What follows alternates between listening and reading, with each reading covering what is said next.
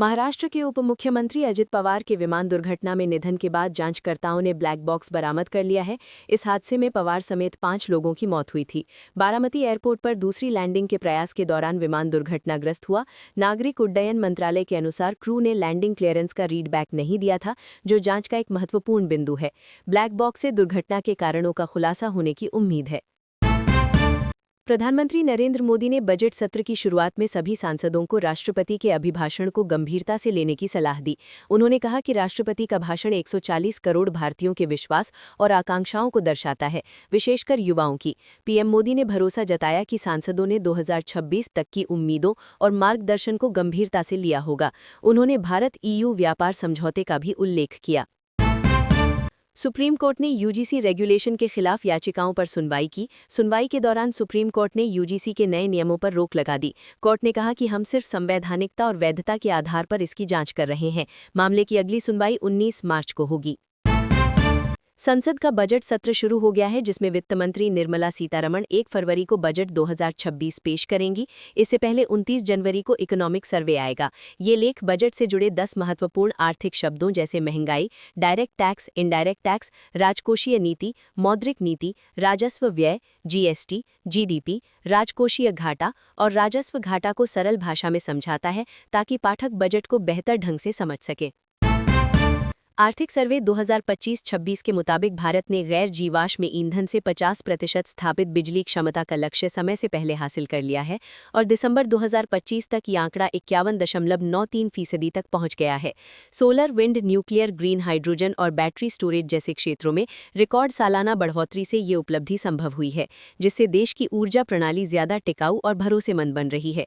इस कदम से न सिर्फ जलवायु परिवर्तन से निपटने में मदद मिलेगी, बल्कि आने वाले समय में सस्ती, स्वच्छ और स्थिर बिजली आपूर्ति सुनिश्चित करने की दिशा में भी भारत की स्थिति मजबूत होगी।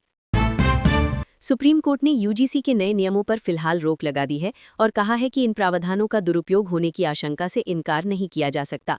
अदालत ने साफ किया कि नियमों की भाषा अस्पष्ट है और इससे छात्रों के बीच असमानता और विवाद की स्थिति बन सकती है।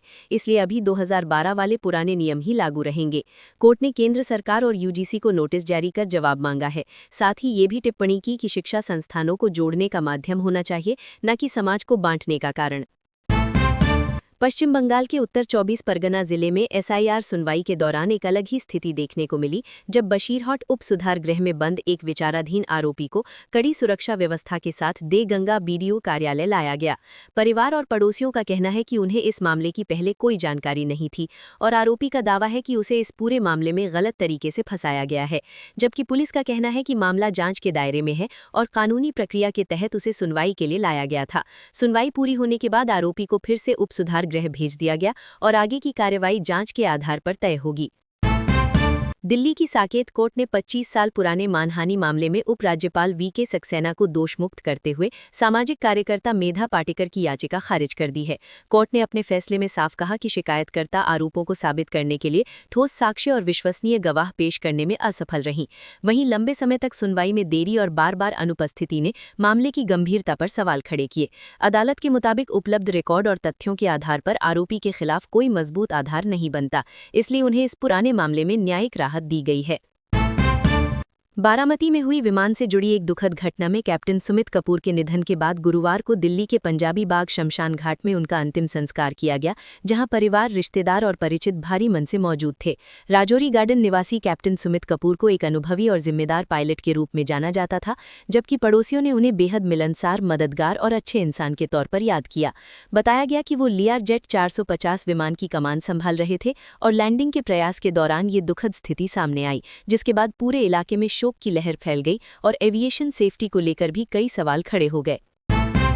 रेलवे ने कनेक्टिविटी मजबूत करने की दिशा में बड़ा कदम उठाते हुए नॉर्थ फ्रंटियर रेलवे जोन में 202 नए स्टॉपेज समेत देश भर में 150 से अधिक स्टेशनों पर 310 से अधिक अतिरिक्त ट्रेन हॉल्ट को मंजूरी दी है। इस फैसले से छोटे शहरों, कस्बों और दूर दराज के इलाकों के यात्रियों को घर के पास ही ट्रेन सुविधा मिलेगी, जिससे लंबी सड़क यात्रा और समय की बचत होगी। रेलवे का कहना है कि इन स्टॉपेजों को चरणबद्ध तरीके से लागू करके उनकी निगरानी की जाएगी और यात्रियों की जरूरतों के अनुसार आगे भी जारी रखा जा सकता है, जिससे स्टूडेंट्स, कामकाजी लोगों, सीनियर सिटीजन्स और आम यात्रियों को बेहतर, सस्ती और भरोसेमंद रेल सेवा का लाभ मिलेगा। तमिलनाडु विधानसभा चुनाव से पहले डीएमके और कांग्रेस के बीच चल रहे सीट बंटवारे को लेकर बनी असहज स्थिति अब संभलती नजर आ रही है। जब डीएमके सांसद कनिमोझी ने दिल्ली में कांग्रेस नेता राहुल गांधी से मुलाकात की, इस बैठक को दोनों सहयोगी दलों के बीच बातचीत को आगे बढ़ाने की दिशा में अहम कदम माना जा रहा है, क्योंकि पिछले कुछ समय से सीट शेयरिंग में देरी को लेकर कांग्रेस की राज्य इकाई में चिंता बढ़ रही थी। सूत्रों के मुताबिक इस संवाद से गठबंधन में तालमेल बेहतर होने के संकेत मिले हैं और उम्मीद जताई जा रही है कि आने वाले दिनों में सीटों को लेकर स्पष्टता आएगी, जिससे चुनावी तैयारी को रफ्तार मिलेगी। प्रधानमंत्री नरेंद्र मोदी के 1 फरवरी को होने वाले पंजाब दौरे से पहले सियासी हलचल तेज हो गई है, जहां मुख्यमंत्री भगवंत मान ने आदमपुर एयरपोर्ट का नाम बदलकर श्री गुरु रविदास जी के नाम पर रखने की मांग की है। सीएम मान ने सोशल मीडिया के जरिए ये अपील करते हुए कहा कि प्रधानमंत्री जालंधर दौरे के दौरान आदमपुर एयरपोर्ट पर उतरेंगे और अगर ये मांग मानी जाती है तो पंजाब के लोग इसके लिए आभारी रहेंगे। बताया गया है कि पीएम का ये दौरा श्री गुरु रविदास जी की 649वीं जयंती से जुड़ा है और इसी क्रम में वे डेरा सचखंड बल्लान भी जाएंगे, जिससे इस मांग को सांस्कृतिक और सामाजिक महत्व के तौर पर देखा जा रहा है। सुप्रीम कोर्ट द्वारा यूजीसी के नए नियमों पर रोक लगाए जाने के फैसले का कांग्रेस की राज्यसभा सांसद रंजीत रंजन और राष्ट्रीय लोकतांत्रिक पार्टी के सांसद हनुमान बेनीवाल ने स्वागत किया है। दोनों नेताओं ने कहा कि यह फैसला जरूरी था, क्योंकि नियमों को लेकर भ्रम, असमानता और दुरुपयोग की आशंका जताई जा रही थी। वहीं फिलहाल 2012 के पुराने नियम लागू रहेंगे। सांसदों ने सरकार से अपील की है कि वो अदालत में अपना पक्ष स्पष्ट रखे और ऐसा समाधान निकाले जिससे सभी वर्गों के छात्रों के साथ निष्पक्षता बनी रहे, जबकि अगली सुनवाई 19 मार्च 2026 को होनी है। कांग्रेस सांसद शशि थरूर ने पार्टी अध्यक्ष मल्लिकार्जुन खड़गे और लोकसभा में नेता प्रतिपक्ष राहुल गांधी से मुलाकात के बाद सकारात्मक संकेत दिए हैं और रचनात्मक बातचीत के लिए दोनों नेताओं का आभार जताया है।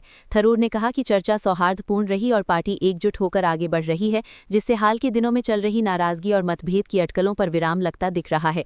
उन्होंने साफ किया कि वे पार्टी के साथ मजबूती से खड़े हैं और केरल विधानसभा चुनावों से पहले इस संवाद को संगठनात्मक मजबूती के तौर पर देखा जा रहा है।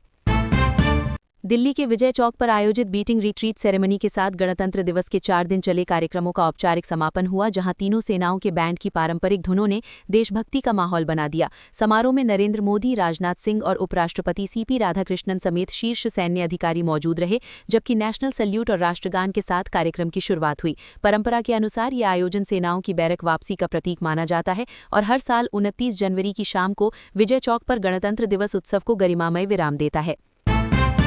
जेईई मेन 2026 के जनवरी सेशन में इस बार नया रिकॉर्ड बन गया है, जहां 13 लाख से अधिक छात्रों ने परीक्षा देकर बीते 5 साल का सबसे ऊंचा उपस्थिति प्रतिशत दर्ज कराया है। नेशनल टेस्टिंग एजेंसी के आंकड़ों के मुताबिक करीब 96.25% रजिस्टर्ड कैंडिडेट्स परीक्षा में शामिल हुए, जो अब तक का सर्वश्रेष्ठ प्रदर्शन माना जा रहा है। विशेषज्ञों का कहना है कि दूसरे सेशन के बाद यूनिक कैंडिडेट्स की संख्या 15 लाख के पार जा सकती है, जबकि जनवरी सेशन का रिजल्ट 12 फरवरी 2026 को जारी होगा और इससे लाखों छात्रों की आगे की इंजीनियरिंग प्रवेश परीक्षा की रणनीति तय होगी। दिल्ली हाईकोर्ट ने दिवंगत उद्योगपति संजय कपूर से जुड़े करीब 30,000 करोड़ रुपए की संपत्ति विवाद में अहम कदम उठाते हुए आरके फैमिली ट्रस्ट को भंग करने की मांग पर प्रिया कपूर को नोटिस जारी किया है।